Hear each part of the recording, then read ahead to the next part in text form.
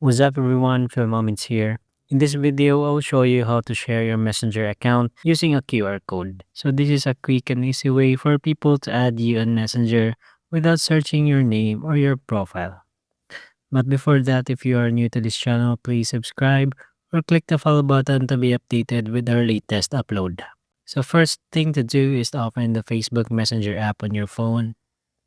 Once you're inside the app, click on the menu button. Up here, you will see this QR code icon.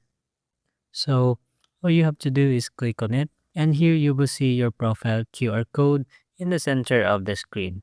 So this QR code is unique to your Messenger account. Now the final step is to share your QR code. You have three options. In the first one, let someone scan the QR code directly from your phone. So they just need to open their Messenger and scan it. And the second way is that you can take a screenshot of the QR code and then send it via chat, email, or social media. And the last option, just click on this share button and it will give you a lot more ways that you can share your QR code. Now, once they scan your QR code, your Messenger profile will automatically be open and you can start chatting. And that's how you share your Messenger via QR code. If this video helps you out, don't forget to like, follow, and subscribe, and share this tutorial to your friends. Thanks for watching, and I'll see you in my next video.